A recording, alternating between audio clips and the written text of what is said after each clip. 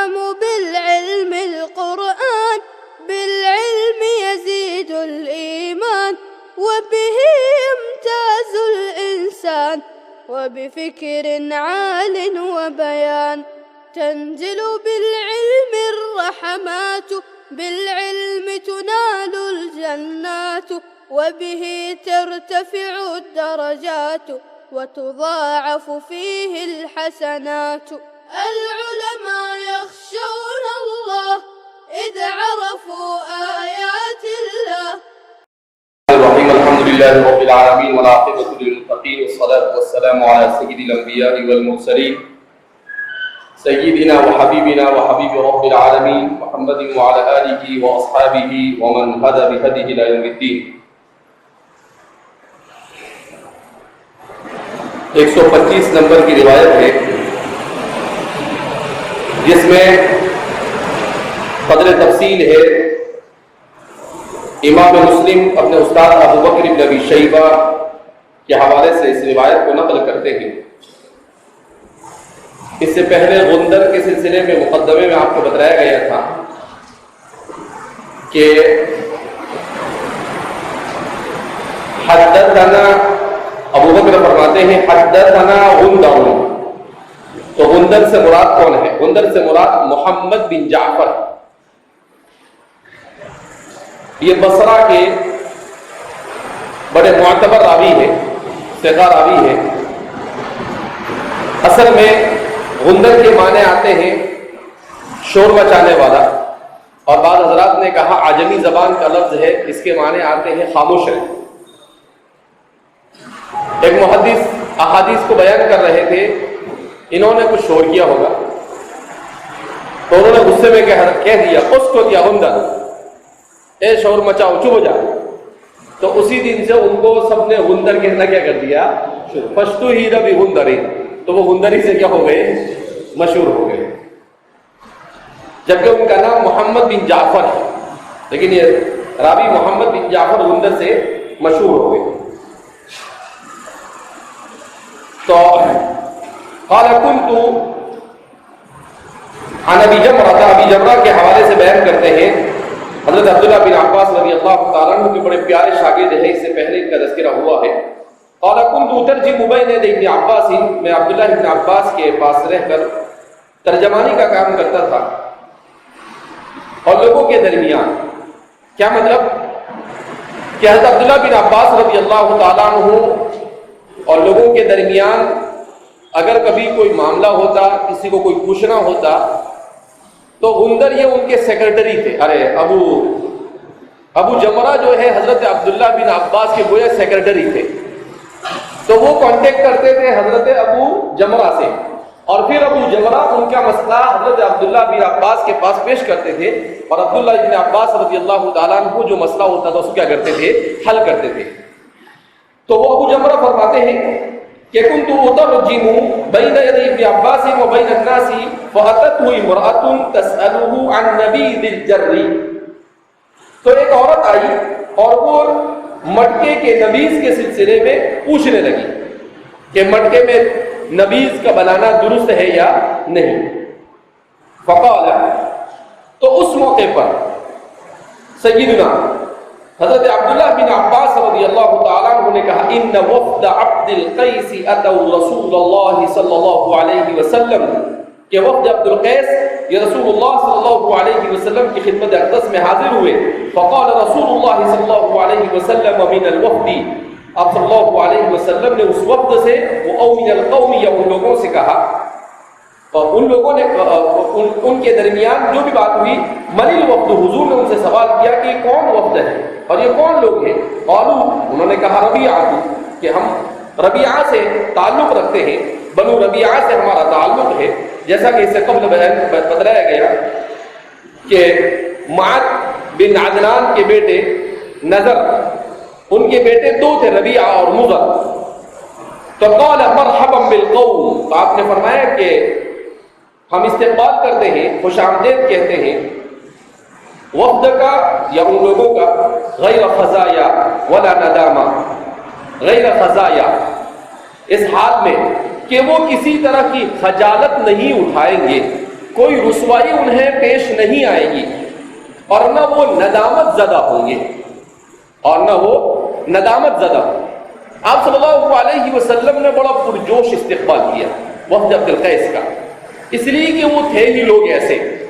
تو آپ صلی اللہ علیہ وسلم سمجھ گئے ان لوگوں کے چہرے بشرے سے دیکھ کر کہ یہ لوگ بڑے سنجیدہ قسم کے انسان معلوم ہوتے ہیں۔ تو آپ صلی اللہ علیہ وسلم سے جب کہا گیا کہ یہ وفد عبد القیس ہے، تو آپ صلی اللہ علیہ وسلم اس سے پہلے ان کے ایک فرد سے مل چکے تھے، تو آپ صلی اللہ علیہ وسلم کو وحی کے ذریعے ربیعہ کی ساری تفصیلات کیا کی جا چکی تھی، بتلائی جا چکی تھی۔ تو آپ نے کہا کہ کسی طرح کی کوئی پشیمانی بھی نہیں ہوگی اور کسی طرح کی کوئی ندامت بھی نہیں ہوگی۔ کیا مطلب کہ سامنے والا جس کے پاس گیا ہے جب اس سے ایسے دو الفاظ سنتا ہے تو وہ بالکل مطمئن ہو جاتا ہے اور کہتا ہے کہ بھئی ہم جہاں پر آئے ہیں وہاں پر ہم جس مقصد سے آئے ہیں اس مقصد میں ہمیں کامیابی ملے گی۔ اس سے یہ ایک ادب سیکھنے کو ملا کہ اگر آپ کے پاس کہیں سے کوئی مہمان آئے تو اس مہمان کا استقبال اس طرح سے آپ کریں کہ آپ آئے ہیں انشاءاللہ آپ کا کام ہو جائے، اس طرح سے اس کو امید دلا دینی چاہیے، جیسا کہ نبی کریم صلی اللہ علیہ وسلم نے وفد عبد القیس کے ساتھ کیا۔ قالوا ربیعہ، تو فرماتے قال فقالوا یا رسول اللہ، تو انہوں نے کہا اللہ کے رسول صلی اللہ علیہ وسلم انا نأتیک من شقۃ بعیدہ، اے محمد عربی صلی اللہ علیہ وسلم ہم آپ کی خدمت میں بہت دور سے آئے۔ اس زمانے کے اعتبار سے وہ دور تھا، ہمارے زمانے کے اعتبار سے جہاں سے یہ لوگ گئے تھے وہ بہت دور نہیں، لیکن اس زمانے کے اعتبار سے اس لیے کہ پیدل سفر کرتے تھے، لوگ اونٹوں پر سفر کیا کرتے تھے، لہذا اس بنا پر ان لوگوں نے کہا کہ ہم بڑی دور سے آپ کے پاس کیا ہوئے ہیں، آئے ہیں۔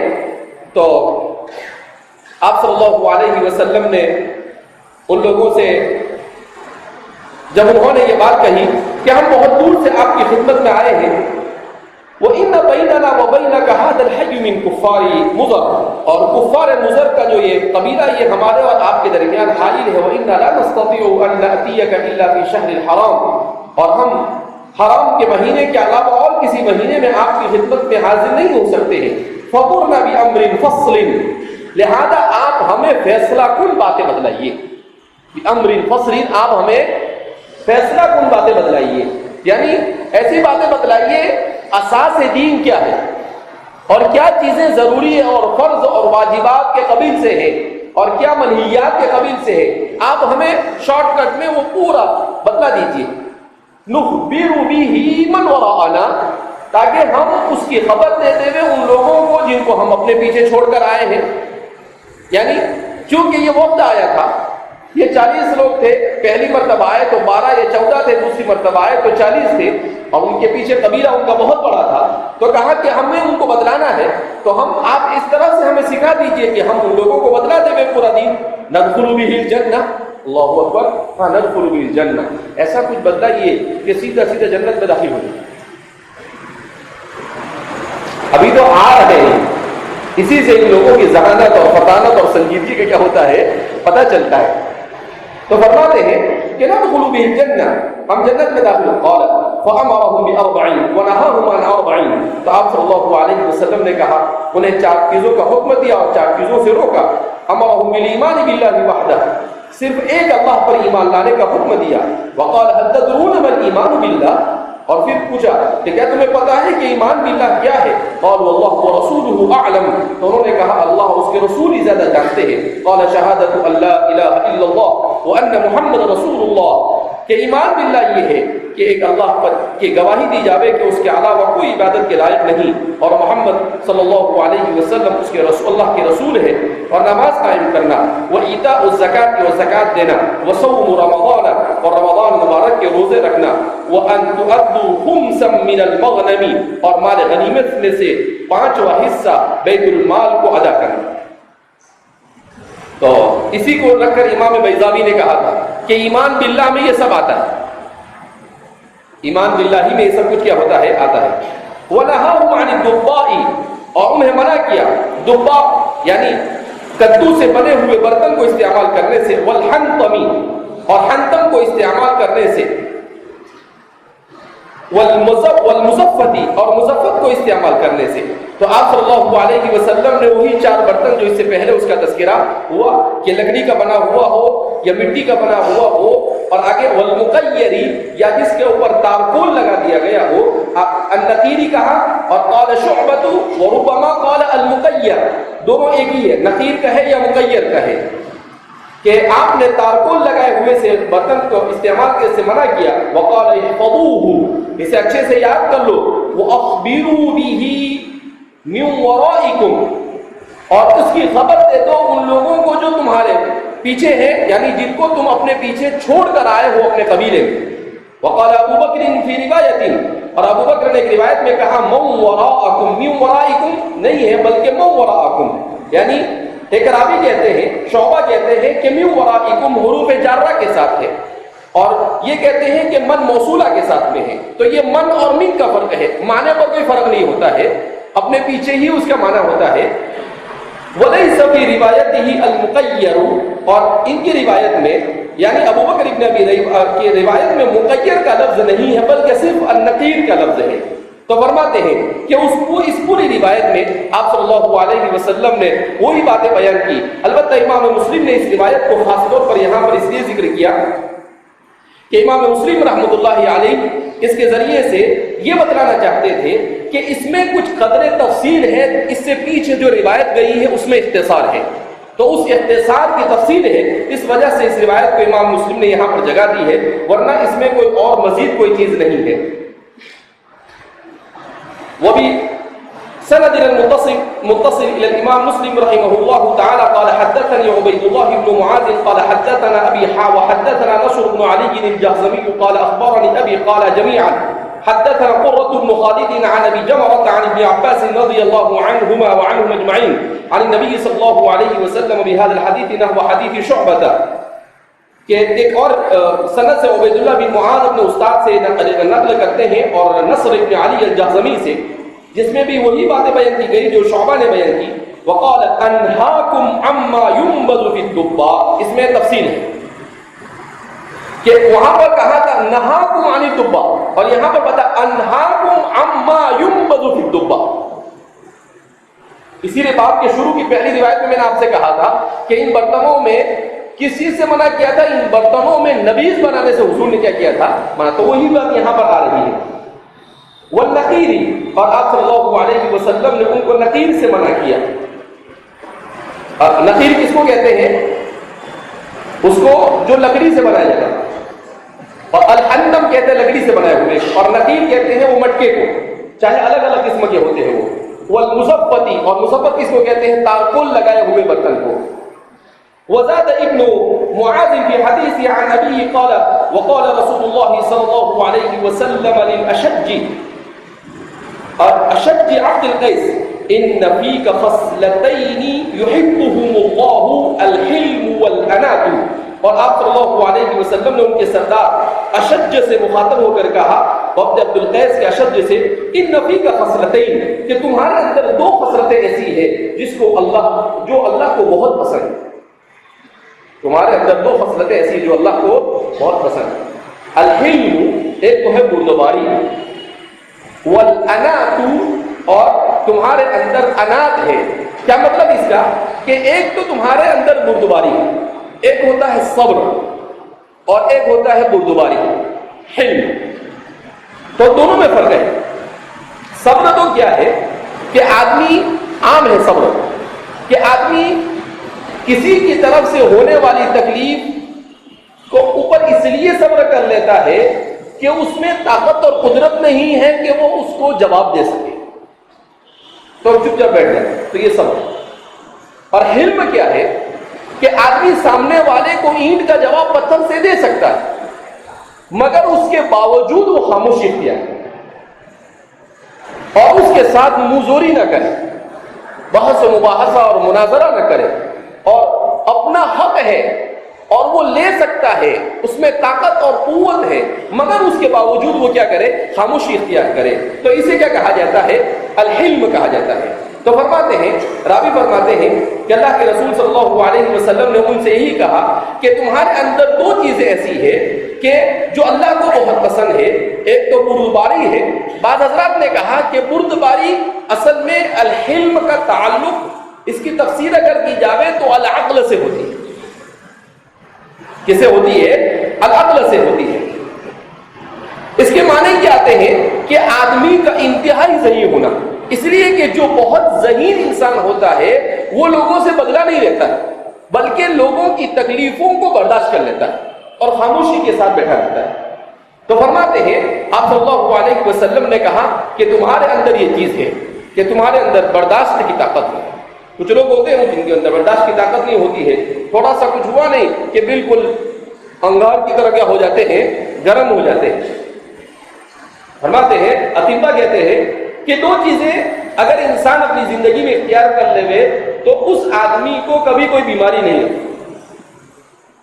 دو چیزیں، ایک تو یہ کہ انسان چلنے کا اور اپنے بدن کو استعمال کرنے کا، ورزش کا عادی ہو۔ اس کو بڑے اچھے الفاظ میں کسی نے بتلایا، کہا پاؤں گرم ہونے چاہیے اور سر ٹھنڈا ہونا چاہیے۔ کیا ہونا چاہیے؟ پاؤں گرم ہونے چاہیے اور سر ٹھنڈا۔ اپنے یہاں الٹا ہوتا ہے، سر گرم رہتا ہے اور پاؤں ٹھنڈے رہتے ہیں۔ چلنا پھرنا کچھ نہیں، کھایا پیا کہ مست سو جانا، بس اس کے علاوہ کوئی کام دھندا ہی نہیں۔ تو کہا نہیں، آدمی کو چلنے کی عادت ڈالنی چاہیے۔ چلنے پھرنے کیا مطلب؟ ایکٹیو ہونا چاہیے آدمی کو، ورزش کرنا چاہیے۔ تو فرماتے ہیں کہ اگر دو چیزیں انسان میں، اور مزاج میں آدمی کو اپنے مزاج میں ایسا رکھنا چاہیے کہ کسی سے ناراضگی نہیں ہونی چاہیے، کسی پر غصہ نہیں ہونا چاہیے، کسی کی کوئی بات کے اوپر بھڑکنا نہیں چاہیے، کسی سے حسد نہیں رکھنا چاہیے، کسی سے کینہ نہیں رکھنا چاہیے، محبت اور پیار اور الفت کے ساتھ اچھے انداز میں، اچھے اخلاق کے ساتھ لوگوں کے ساتھ رہنا چاہیے، کسی کا ٹینشن زبردستی پالنا نہیں چاہیے۔ تو کہا کہ سر ٹھنڈا ہو، دماغ ٹھنڈا ہو اور پاؤں کیسے ہو؟ گرم۔ کہا یہ ہے صحت کا سب سے آسان نسخہ۔ یہ کیا ہے؟ صحت کا سب سے آسان نسخہ۔ کہتے ہیں ایک حکیم نے کتاب لکھی، ایک ڈاکٹر نے، اور کہا کہ میں نے اس میں ایسا نسخہ لکھا ہے کہ اس نسخے کی وجہ اس کو استعمال کر کر آدمی کبھی بیمار نہیں ہوگا۔ اور پھر اس نے اس کی نیلامی لگائی۔ تو ہمارے ہندوستان کے کوئی نواب تھے، انہوں نے بہت قیمت چکا کر اس کو خریدی۔ جب اس کو خریدا، جب اس کتاب کو کھولا تو 49 صفحے کورے تھے، اس ان 50 صفحے کیا تھے؟ کورے، کچھ لکھا نہیں۔ اور پھر 50واں صفحہ آخری میں تو اس کے اندر میں لکھا تھا کہ آپ اپنے دماغ کو ٹھنڈا رکھیں اور اپنے پاؤں کو گرم رکھیں۔ اس نے اس زمانے میں 50-60 سال پہلے بہت قیمت دے کر اس کو خریدا، لیکن اس پر اس نے عمل کیا۔ اس نواب نے، اس نے اپنی زندگی میں معمول بنایا روزانہ 5-7 کلومیٹر چلنے کا اور دماغ کو ٹھنڈا رکھنے کا۔ تو وہ بہت ساری بیماریوں، اس کی ساری بیماریاں اچھی ہو گئی۔ تو وہ یہ کہتا تھا کہ یار میں نے اس کی بہت کم قیمت ادا کی۔ کیا بولتا تھا وہ؟ میں نے اس کی بہت کم قیمت ادا کی۔ نسخہ ایسا ہے کہ میں نے اس پر عمل کیا تو مجھے ایسا لگا کہ اس کی اور زیادہ قیمت دینی چاہیے۔ بہرحال الانات، انات کس کو کہتے ہیں؟ انات کہتے ہیں نرمی کو، جلد بازی کو ترک کرنا، ترک العجلتی، نرم مزاج کا نرم ہونا اور کسی بھی چیز کو ہڑبڑا کر نہ کرنا بلکہ سکون اور اطمینان کے ساتھ کرنا، اس کو کہتے ہیں الانات۔ آپ صلی اللہ علیہ وسلم نے یہ دونوں چیزیں ان کے اندر میں دیکھی۔ کیسے دیکھی؟ تو کہتے ہیں کہ جب ان کا وفد مدینہ منورہ میں داخل ہوا، اتفاق سے نبی کریم صلی اللہ علیہ وسلم کو سامنے دیکھ لیا۔ مشکات شریف میں بھی یہ قصہ آپ نے پڑھا ہے۔ اب جیسے ہی آپ صلی اللہ علیہ وسلم کو دیکھا، یہ لوگ اپنا سب کچھ سامان وامان چھوڑ کر بالکل آپ صلی اللہ علیہ وسلم کی فرد محبت میں گئے اور آپ صلی اللہ علیہ وسلم سے پرجوش ملنے لگے۔ لیکن ان کے جو سردار تھے اشج، یہ نہیں، اور انہوں نے کیا کیا، جو ادھر ادھر پھینک کر گئے تھے سب کا سامان ٹھیک ٹھاک کیا، اپنا سامان بھی برابر کیا، پھر اس کے بعد غسل کیا، اچھے سے تیار ہوئے، اور پھر اس کے بعد اطمینان سے آپ صلی اللہ علیہ وسلم کی خدمت میں عطر و وطر لگا کر کیا ہوئے، حاضر ہوئے۔ تو حضور نے کہا کہ تم میں 2 خصلتیں ایسی ہیں جس کو اللہ اور اس کے اللہ نے بہت پسند کیا۔ اللہ نے وہی بھیجی کہ بھیا یہ تو ولی صفت انسان ایسے ہی آ گئے تمہاری خدمت میں، تو کہا کہ ان سے کہہ دو کہ بھائی اللہ کو تمہاری یہ 2 خصلتیں کیا کہ بہت پسند. تو اس لیے کہتے ہیں کہ انسان کو ہڑبڑا کر کام نہیں کرنا چاہیے، جلد بازی میں کام نہیں کرنا چاہیے، کسی بھی چیز کو اطمینان اور سکون کے ساتھ. اسی لیے کہتے ہیں کہ العجلۃ من الشیطان، جلد بازی یہ شیطان کا کام. اب سوچیں کہ شیطان کو جلد بازی اس لیے کہ اس نے انا خیر من خلقتنی من نار وخلقتہ من طین کہنے کے سمجھنے اور بولنے میں جلد بازی سے کیا. اس لیے کہتے ہیں العجلۃ من الشیطان.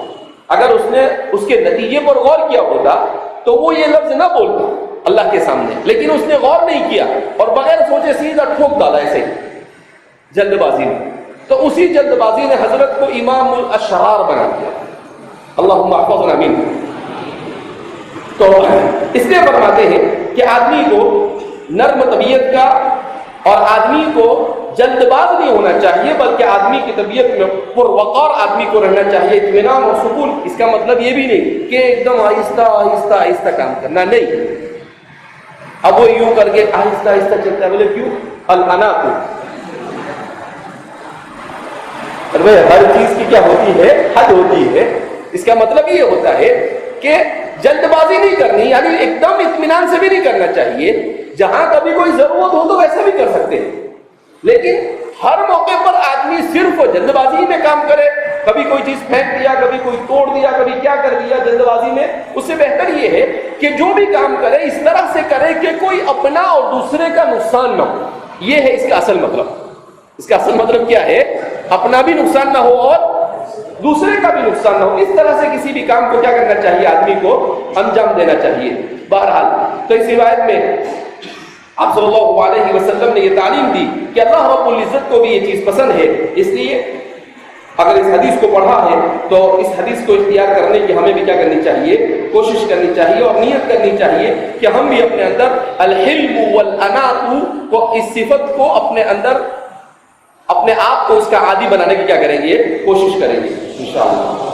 وبه قال حدثنا يحيى بن أيوب قال حدثنا ابن علية قال حدثنا سعيد بن أبي عروبة عن قتادة قال حدثنا من لقي الوفد الذين قدموا على رسول الله صلى الله عليه وسلم من عبد القيس قال سعيد وذكر قتادة أبا نضرة عن أبي سعيد الخدري رضي الله تعالى عنه وعنهم أجمعين في حديثه هذا إن أناسا من عبد القيس قدموا على رسول الله صلى الله عليه وسلم فقالوا يا نبي الله إنا حي من ربيعة وبيننا وبينك كفار مضر ولا نقدر عليك إلا في أشهر الحرم فمرنا بأمر نأمر به من وراءنا وندخل به الجنة إذا نحن أخذنا به.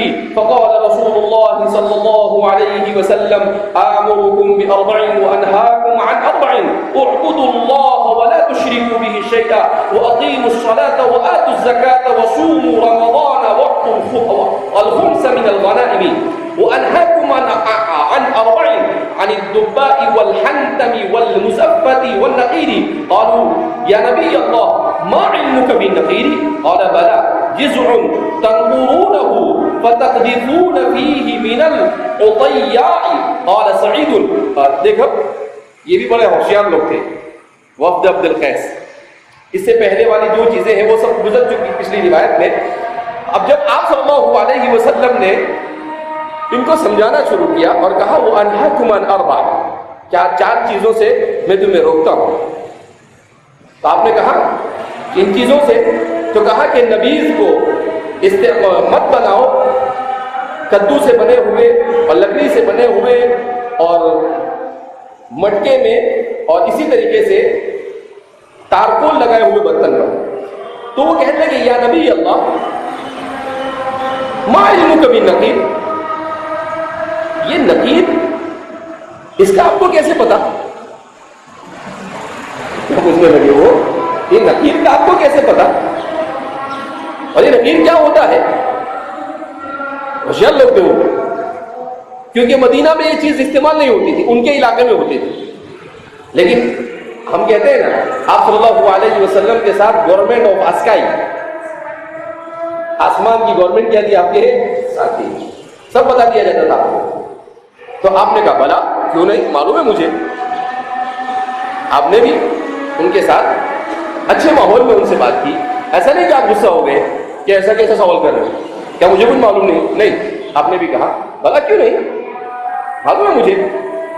کہا جذع تنقرونہ فتقذفون فیہ القطیع. آپ صلی اللہ علیہ وسلم نے ان لوگوں سے کیا کہا؟ جذع، تم درخت کے چھال کو لیتے ہو. کیا کہا آپ نے؟ تم درخت کی چھال کو لیتے ہو اور پھر اس کے بعد دوسرے درختوں کی چھال کو اس کے ساتھ کیا کر لیتے ہو؟ ملا دیتے ہو. یہ قطیع کا مطلب دوسرے درختوں کے چھوٹے چھوٹے جو ٹکڑے ہوتے ہیں. تو آپ صلی اللہ علیہ وسلم سے جب انہوں نے سوال کیا تو آپ صلی اللہ علیہ وسلم نے ان سے یہی بات بیان کی. تو آپ نے کہا کہ کیا کرتے ہو تم کہ جذع، کہ وہ ایک چھلکا ہوتا ہے، جیسے کیا کہتے ہیں کھجور جو ہوتا ہے، کھجور کے درخت کی طرح کچھ درخت ایسے ہوتے ہیں کہ ان کا چھلکا پورا کیا ہو جاتا ہے، وہ پورا باہر ایسا آ جاتا ہے. تو فرماتے ہیں کہ اسی چھلکے کو آپ صلی اللہ علیہ وسلم نے کہا اس کو لیتے ہو، اس کے بعد تنقرونہ، اس کو کیا کرتے ہو، اس کو ایک گھڑے کے اندر میں رکھتے ہو. فتقذفون فیہ القطیع، اور پھر اس میں دوسرے کھجور کے چھوٹے چھوٹے ٹکڑے کیا کر دیتے ہو، تم جمع کر کر اس میں ڈال دیتے ہو. اور پھر اس کے بعد جب وہ جم جاتا ہے تو وہ ایک برتن بن جاتا ہے. تو آپ صلی اللہ علیہ وسلم نے ان کو یہ بدلا دیا کہ تم کیسے بناتے ہو. حالانکہ مدینہ میں کوئی اس کو جانتا مانتا تھا نہیں. تو یہ کیا کرتے تھے کہ کھجور جو ہے اس کا جو اوپر کا چھلکا ہوتا ہے اس کو نکالتے تھے، اور نکالنے کے بعد اس کو ایسے برتن کی طرح موڑتے تھے، اور موڑنے کے بعد اس کو گھڑا کھود کر زمین میں کیا کرتے تھے، گاڑ دیتے تھے. اور گاڑنے کے بعد پھر اس میں دوسرے کھجور کے کچھ پتے لا کر اس کے اندر دوسرے اور بھی چھوٹے چھوٹے ٹکڑے اس کے اندر میں ڈال دیتے تھے، اور اس پر پانی ڈال کر ایک مدت تک اس کو رہنے دیتے تھے. پھر اس کے بعد وہ پانی اور وہ سب سوکھ جاتا تھا تو وہ ایک برتن کی طرح ہو جاتا تھا. جیسے دبا کا برتن ہوتا تھا اسی طریقے سے یہ بھی ایک برتن کیا ہو جاتا تھا، تیار ہو جاتا تھا. میں کوشش کروں گا اگر نیٹ پر کہیں پر مل گیا یہ تو میں آپ کو یہاں پر لا کر کیا کروں گا، بتاؤں گا کہ بھئی یہ اس طرح سے یہ دبا ہوتا ہے. اور اس طریقے سے آج ہی اصل میں لے کر آنے والا تھا، لیکن کچھ مہمان آئے تو میں کب سے یہاں پر دوسرے گھنٹے میں یہاں آ گیا. میں نے سوچا 10-15 منٹ میں فارغ ہو کے چلا جاؤں گا، تو انہوں نے 1 گھنٹہ لے لیا میرا. تو بہرحال تو کیا فرماتے ہیں فتقذفونہ فیہ القطیع. آپ صلی اللہ علیہ وسلم نے ان کو کیا پورا تفصیل کے ساتھ بتایا. جب آپ صلی اللہ علیہ وسلم نے بتایا تو وہ بھی سکتے میں پڑ گئے. آگے ہم نے تو صرف یہ کہا تھا کہ بھئی آپ اس کو جانتے ہو. تو آپ صلی اللہ علیہ وسلم نے تو ایسا لگتا ہے جیسے اس کی فیکٹری میں جا کر دیکھا ہو، ایسے ہم کو کیا کرتے ہیں اس کی پوری تفصیل بتلا دی. تو فرماتے ہیں کہ آپ نے ایسا قال سعید، حضرت ابو سعید خدری فرماتے ہیں او قال من التمر ثم تصبون فيه من الماء، کہ یہ تم کھجور کے درخت سے بناتے ہو، کھجور سے نہیں بلکہ من التمر ای من شجر التمر، کھجور کے درخت سے بنا کر دیکھا ہو، ایسے ہم کو کیا کرتے ہیں اس کی پوری تفصیل بتلا دی. تو فرماتے ہیں کہ آپ نے ایسا قال سعید، حضرت ابو سعید خدری فرماتے ہیں او قال من التمر ثم تصبون فيه من الماء، کہ یہ تم کھجور کے درخت سے بناتے ہو، کھجور سے نہیں بلکہ من التمر ای من شجر التمر، کھجور کے درخت سے بناتے ہو. ثم تصبون فيه الماء، اور پھر اس میں پانی کیا کر دیتے ہو، تم چھوڑ دیتے ہو. حتى اذا سكن غليانه شربتموه، یہاں تک کہ جب پانی کا غلیان اس کے اندر میں یہ تھم پڑ جاتا ہے، شربتموه، تم اس کے کیا کرتے ہو، پیتے ہو. آپ صلی اللہ علیہ وسلم نے وہ کیسے بناتے ہیں وہ بھی بتلایا، اور اس میں کس طریقے سے نبیذ اور شراب بناتے وہ بھی بتلایا حضور نے کہ تم کیا کرتے ہو کہ اس میں ایک تو اس طریقے سے اس کے چھلکے سے بناتے ہو، اور اسے بنانے کے بعد اس میں کیا کر دیتے ہو، کچھ کھجور ڈال دیتے ہو، اور پھر اس میں پانی ڈال دیتے ہو، یہاں تک کہ جب اس پر جھاگ آنے لگ جاتی ہے. غلیان کا مطلب جیسے پانی کو گرم کیا جاوے تو کیسے جوش مارتا ہے، اس طرح کی جھاگ آنے لگتا. شربتموه، تو تم اسے پینا کیا کر دیتے ہو. حتی ان احدکم او ان احدهم لیضرب ابن عمه بالسیف، اور پھر اس کو جب پی لیتے ہو تو اس کی وجہ سے تم پر نشہ طاری ہو جاتا ہے. اور ایسا نشہ جاری ہو جاتا ہے کہ وہ دیکھتا نہیں کہ سامنے میرے چچا کا لڑکا ہے یا میرا کون رشتے دار ہے، وہ اٹھا کر تلوار سے اس کو بھی کیا کر دیتا ہے، مار دیتا ہے۔ تو یہ اصل تعبیر آپ صلی اللہ علیہ وسلم کہہ رہے تھے کہ میں اس سے نشہ کرتے ہوں۔ تو ان لوگوں کا اصل آپ صلی اللہ علیہ وسلم سے بہرحال سوال ہی کرنا تھا کہ آپ صلی اللہ علیہ وسلم نے ان کو پوری تفصیل بتلا دی کہ جب کوئی آدمی اس کو پیتا ہے تو اس کی عقل زائد ہو جاتی ہے۔ قال وفی القوم رجل، اور اس وقت میں ایک آدمی تھا، اصابته جراحۃ، اور اس کو کچھ زخم لگے ہوئے تھے، کذالک، اسی انداز میں، یعنی آپ صلی اللہ علیہ وسلم نے جس انداز میں بیان کیا تھا اسی طرح سے اس آدمی کو بھی اس کے کسی رشتہ دار نے شراب، اس طرح کی شراب بنا کر پی اور وہ اس کی عقل زائد ہو گئی اور اس کو تلوار سے مار دیا تھا اور اس کو زخم ہو گیا۔ قال ذلك الرجل، تو اس آدمی نے کہا وَكُنْتُ أَخْبَؤُهَا، کہ میں اس زخم کو چھپاتا پھرتا ہوں۔ وہ زخم لگ گیا تھا تو کیا کرتے تھے، اس کے اوپر کبھی کپڑا رکھ دیتے تھے، کبھی ہاتھ رکھ کر ایسا اس کو کیا کرتے تھے، چھپا، حیاء من رسول اللہ صلی اللہ علیہ وسلم، تاکہ حضور اس کو دیکھ نہ لے۔ تو فرماتے ہیں کہ آپ صلی اللہ علیہ وسلم اسے دیکھ نہ لے اس لیے اس کو چھپا رہے تھے، لیکن آپ صلی اللہ علیہ وسلم نے اشارے کنائے میں سے بدلا دیا کہ بھئی ان میں ایک وقت ایک آدمی ایسا بھی ہے جس کے ساتھ ایسا واقعہ پیش آیا، تو وہ کہتے ہیں کہ میں چھپا رہا ہوں، اور آپ صلی اللہ علیہ وسلم نے اس کو پورا تفصیل کے ساتھ کیا کر دیا، بدلا دیا۔ بہرحال چونکہ اس کتاب الایمان کے کچھ ہی حدیثیں ہیں جس کو ہمیں تفصیل کے ساتھ